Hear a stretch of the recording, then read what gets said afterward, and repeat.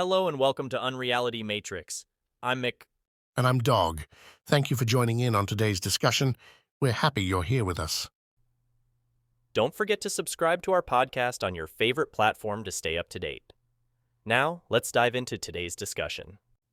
Have you ever looked at a mugshot and thought, something's off? Well, what if I told you the faces were replaced not with pixels or blurs, but with Lego heads? Yes, you heard that right, folks. Lego heads. It's a whimsical yet controversial move brought to you by the Miraeta Police Department in Southern California. They've decided to ditch traditional mugshots in favor of something out of a toy box. It's a creative solution to a challenging problem: how to keep the public informed while respecting new privacy laws. I think it's a brilliant workaround that maintains transparency without compromising individual privacy. But let's not overlook the implications here. Sure, on the surface, it's innovative. However, it sparks a serious debate about the trivialization of crime and the psychological impact these Lego-headed mugshots might have on how we perceive the accused. I see your point, but consider the context. California's laws are tightening around privacy, aiming to protect individuals from the potential harm caused by the spread of their mugshots. This solution, replacing faces with Lego figures, strikes a balance between those rights and the public's right to information. Well, balance or not, Lego was quick to express their dissatisfaction. Don't forget, this is a brand synonymous with childhood, creativity, and imagination. Suddenly, their product is caught in the grim world of crime and punishment. It's a brand integrity nightmare, reflecting the unintended consequences of using an iconic toy in such a controversial manner. And speaking of unintended consequences, let's delve into the ethics of it all. This idea, albeit creative, opens up a Pandora's box of ethical questions. Are we diminishing the gravity of criminal accusations by cloaking them in the innocence of child's play? Exactly. And what about the accused? Mugshots have a profound impact on how individuals are perceived. By morphing these into something out of a child's playset, do we risk dehumanizing them further, or perhaps conversely, do we shield them too much from the stigma they might rightfully face? You see, it's a tricky balance between ensuring public safety and preserving personal dignity, and it raises questions about digital footprints. In today's age, a mugshot lingers on the internet forever, potentially tarnishing someone's reputation long after they've served their time. True. And don't forget about the implications for policing and community relations. This approach, while light-hearted, could set a precedent for how law enforcement interacts with its community. It's vital to keep those interactions respectful and maintain a level of decorum. On that note, let's consider the broader landscape. The legal and societal implications of the Miraeta Police Department's initiative could stretch far beyond their local jurisdiction. Could this become a test case for the use of imagery in law enforcement nationwide? It's a possibility. And as much as it's a legal quandary, it's also a reflection of our times, the ongoing struggle to define the line between privacy and public interest in an ever-digitizing world. So, what we're really talking about here is more than just Lego heads on mugshots. It's about how we, as a society, navigate the choppy waters of technology, privacy, and law enforcement. It's a complex issue that deserves our attention. Absolutely. And while opinions may vary, one thing is clear. The dialogue around this issue is crucial. It's about finding that elusive balance that respects both individual dignity and societal safety. And on that thoughtful note, we encourage everyone to join this discussion. What do you think about replacing mugshots with Lego figures? Creative solution or a step too far? Share your thoughts. Yes, dive into this debate with us. It's conversations like these that push boundaries and challenge norms. After all, isn't that what it's all about? Questioning the given narrative and considering the manifold perspectives? So let's keep building this discussion piece by piece like a Lego set. And in the meantime, keep questioning, keep seeking, and who knows what other curious crossroads we might find ourselves exploring next time. That wraps up today's episode of Unreality Matrix. Thanks for tuning in. If you enjoyed our conversation, please share our podcast with anyone who might find it as engaging as you do. And don't forget to subscribe to keep listening to more episodes of Unreality Matrix. Until next time, I'm Mac. And I'm Dog. Have a great day and stay tuned for more episodes in the near future. Imagine a world where a Lego figure's plastic smile is the face of crime. This may sound far-fetched, yet it's a reality at the intriguing crossroads of creation and criminal justice. The humble Lego brick, a symbol of childhood and creativity, has found its way into the serious world of legalities, serving as the face of mugshots. The Miraeta Police Department in California, caught in the labyrinth of evolving privacy laws, chose this novel approach. By replacing suspects' faces with Lego minifigures, they've created a unique blend of compliance and disclosure. This seemingly playful solution, however, has sparked a wave of complex ethical discussions. It forces us to question the appropriateness of a lighthearted approach to a serious matter, particularly when it involves a toy that holds a special place in our collective childhoods. In the world of Lego mugshots, playfulness collides with policy, setting the stage for a complex ethical ballet.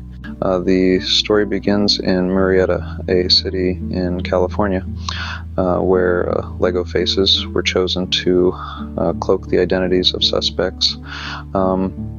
In navigating in the labyrinthine path of privacy laws, the Miraeta Police Department made a creative leap, turning to Lego minifigures to anonymize their mugshots. This playful approach, intended to strike a balance between legal compliance and public disclosure, soon caught the eye of the digital world. Images of these Lego mugshots rapidly spread across the internet, with each share, tweet, and post amplifying the reach of these colorful caricatures. But as they proliferated, they also ignited a flurry of ethical debates. Critics and supporters alike began to question the appropriateness of this lighthearted approach to a serious matter. Was this a stroke of genius or a step too far? As these Lego faces spread across the digital sphere, the lines between compliance, disclosure, and dignity began to blur. Let us now wade into the uncharted waters of California's privacy laws. The Golden State, often a pioneer in legislative efforts, has embarked on a quest to safeguard digital privacy, a testament to the evolving legal landscape. Yet this journey is not without its challenges. It calls for a delicate balancing act between an individual's right to privacy and the public's right to know. In a world where information flows freely, how do we define the boundaries? Where does the right to know end and the right to privacy begin?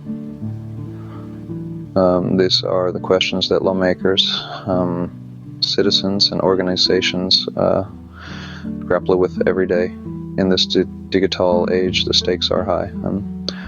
A single tweet, a fleeting post, an innocuous photo, each has the potential to ripple through the digital sphere, leaving a lasting impact. The quest for balance between transparency and privacy is akin to navigating a labyrinth, an intricate puzzle that we as a society are still trying to solve. When Lego figures became the faces of crime, Lego was catapulted into an unexpected legal fray. Suddenly, their iconic minifigures were not just the heroes of playroom adventures, but the unlikely stand-ins for criminal suspects. Lego's response was swift and resolute. Brand identity, they asserted, is sacred, and their figures were not designed to represent transgressors of the law. This incident brought intellectual property law into the spotlight, reminding us how key it is in protecting a brand's reputation and image. Imagine for a moment the potential impact on Lego's brand, known for fostering creativity and imagination in children, now associated with criminality. It's a stark contrast that could have far-reaching implications. Companies go to great lengths to protect their brand identities, often navigating complex legal waters. This Lego episode is a poignant reminder of how quickly a brand can be thrust into legal battles to safeguard its image. As Lego drew its line in the sand, the saga underlined the importance of brand identity in an increasingly interconnected world. Behind the plastic smiles of Lego figures lurk profound moral questions. As we delve further into our exploration, we encounter a fascinating intersection where levity meets legality. The decision to use Lego figures in mugshots at first glance may seem like a harmless, even amusing solution to a complex issue. However, beneath the surface of this seemingly innocuous choice, we find a myriad of ethical implications. In the world of symbolism, every image carries a message, and every message has the potential to influence our perception. So what message does a Lego figure synonymous with childhood innocence and creativity send when it's used to represent a suspect in a criminal case? On one hand, it can be seen as a lighthearted attempt to navigate the complicated terrain of privacy laws. Yet, on the other hand, it risks trivializing the gravity of crime and the criminal justice process. This dichotomy teases out the delicate balance between respecting privacy and maintaining the seriousness of law enforcement activities. Moreover, there's a ripple effect to consider. How does this juxtaposition of innocence and crime impact the Lego brand traditionally associated with the world of play and learning? And what about the potential for such imagery to inadvertently make crime seem less threatening or even appealing to impressionable minds? These questions encourage us to scrutinize the broader implications of this unique blend of elements, and they prompt us to reflect on the power of imagery and the responsibility that comes with it. Furthermore, they underscore the importance of considering the ethical dimensions of our choices, even when those choices seem playful or insignificant at first glance. For in the realm of symbolism, even a simple Lego figure can carry profound meaning and unexpected consequences. In the Lego mugshot conundrum, the morality of imagery becomes a key player, challenging our perceptions and norms. As we continue our journey, let's remain mindful of the weight that images can carry and the nuanced messages they can send.